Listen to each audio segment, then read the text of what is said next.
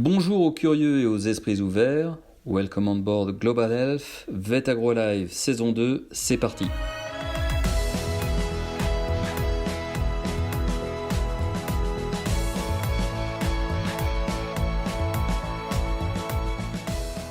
On se retrouve avec Fanny, Édouard et Pietro pour la seconde partie de ce podcast passionnant. Nous parlons de la peste porcine africaine, vous l'avez compris, dans le cadre de la restitution des groupes d'études en politique publique. Vous êtes, vous trois, futurs inspecteurs de santé publique vétérinaire, ISPV, c'est comme ça que l'on dit.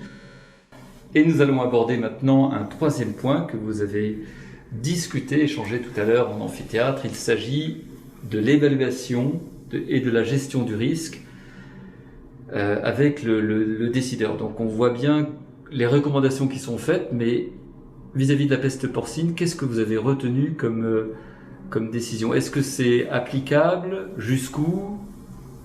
Qu'est-ce que vous avez analysé? On est parti donc du cadre européen qui, suite à la crise de la vache folle, a défini vraiment une séparation très nette entre la gestion du risque et l'évaluation du risque, et donc entre science et gestionnaire, on peut dire. On est allé voir si dans les pays, comment ça s'est passé. Et donc, on a vu sur ce sujet-là une disparité énorme entre différents pays européens. En France, il y a une séparation au moins officiellement très nette entre la gestion et l'évaluation, avec par exemple la DGL qui s'occupe de la gestion et l'ANSES qui s'occupe de l'évaluation. Voilà, donc la Direction Générale de l'Alimentation au ministère de l'Agriculture, voilà, pour les auditeurs.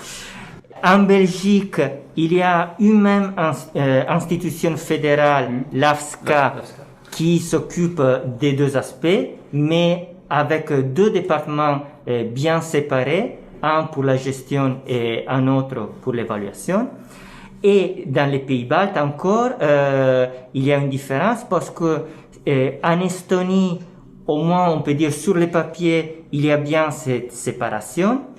Mais vu que c'est un pays tout petit, il fait 1 300 000 habitants, tout le monde dans le milieu se connaît et donc les échanges sont beaucoup plus informels. Pour arriver juste en Lettonie, où carrément il y a la même agence qui s'occupe de la gestion et de l'évaluation. Et alors ça veut dire, vous avez parlé d'une réglementation européenne, ça veut dire que les pays concernés ne sont pas à armes égales, c'est ça? Il y a une autorité européenne quand même, il y a l'agence européenne. Il y a une agence européenne, l'EFSA ou AESA en français, et qui s'occupe de l'évaluation, tandis que c'est la Commission européenne qui, au niveau européen, donc s'occupe de la gestion. Et là, la séparation est très nette. Notre étude, par contre, est arrivée à la conclusion que l'EFSA, c'est très indépendant, elle fait bien, on peut dire, son métier. Par contre, elle sert à valider des acquis, des notions qui sont déjà des pratiques, qui sont déjà sur le terrain, comment dire, déjà utilisées. Donc, elle arrive un peu après coup. D'accord. Et tandis que dans les pays, quand on gère une crise, on a besoin, les gestionnaires, d'une réponse pratique très vite. Et donc, c'est là où la séparation entre gestion et évaluation est un peu plus floue. Il y a des contacts plus informels parfois. Et parfois, on ne peut pas attendre l'EFSA pour décider quoi faire. Édouard ou Fanny, si vous voulez compléter, mais je vais vous relancer, ça veut dire qu'on n'a pas le même principe de précaution ou pas la même prévention selon l'État membre sur ce sujet?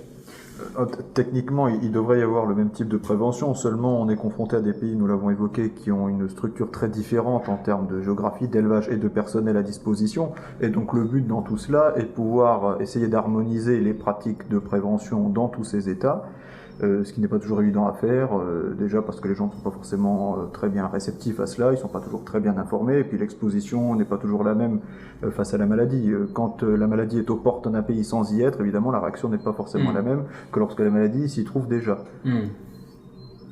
Quelles sont vos recommandations, j'allais dire finales, totales? Quel bilan tirez-vous de cette étude? Fanny. Par exemple, pour le défi de l'adhésion des chasseurs, on a mis en évidence qu'il était finalement primordial de faire évoluer des croyances qui sont fortement ancrées dans l'esprit des chasseurs, dans l'esprit aussi des autorités sanitaires ou des éleveurs, et que faire évoluer ces croyances et faire évoluer les mentalités, ça prend beaucoup de temps, ça nécessite du dialogue, de la communication, des compromis aussi, et que sans ça, finalement, l'application de mesures de lutte qui peuvent être difficiles, voire pénibles, voire pas du tout acceptées, ne se fera pas du tout. Édouard ou Pietro? Au niveau de la réglementation européenne, ce qu'on a bien retenu, c'est le besoin d'avoir plus de flexibilité pour l'adapter à des contextes très divers selon les pays, et surtout par rapport à des pays où il y a beaucoup d'élevage un peu familial, petit élevage, par rapport à des pays où il y a des gros élevages qui ont les moyens d'appliquer des mesures de biosécurité très strictes. Merci beaucoup. Merci à vous. C'était un réel plaisir de vous accueillir pour ce podcast. Cet épisode est à retrouver avec le hashtag VetAgroLive sur toutes les plateformes sociales, à suivre, à partager. Prenez soin de vous, à très bientôt.